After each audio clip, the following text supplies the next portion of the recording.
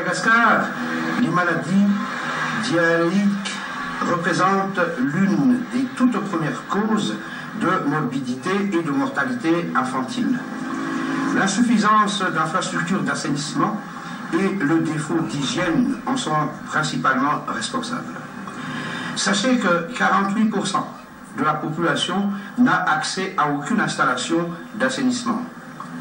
Face à cet enjeu, le gouvernement malgache a montré sa volonté de prioriser la question relative aux latrines et à l'assainissement.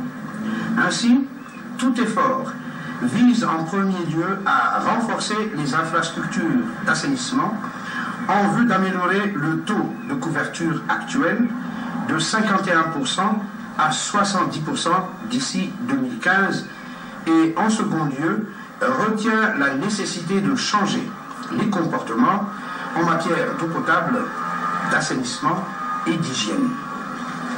En ce jour de célébration de la Journée mondiale des toilettes, des programmes ont été élaborés par la plateforme Diuran Wash, dont entre autres des activités relatives à l'approche assainissement total pilotée par la communauté ATPC-CLTS en milieu rural.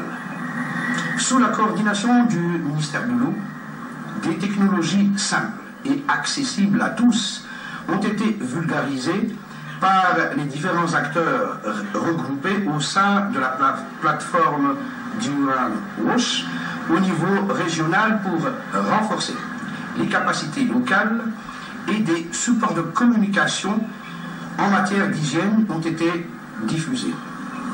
Le droit d'accès aux latrines engage une obligation de la part de chaque ménage et de chaque individu.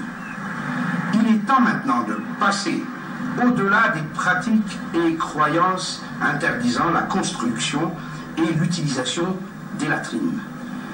Un seul ménage n'ayant pas une latrine adéquate affecte la communauté tout entière autour et devient responsable du mauvais état sanitaire et des médiocres conditions de vie de la population avoisinante.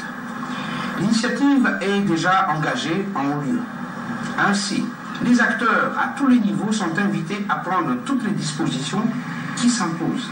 Entre autres, améliorer la pratique d'hygiène, notamment dans les toilettes publiques, rendre les toilettes plus agréables, notamment en milieu urbain, sensibiliser la population aux problèmes des toilettes et des normes sanitaires, enfin, équiper d'infrastructures d'assainissement adéquats les établissements publics tels les écoles, les centres de santé, ainsi que les bureaux administratifs.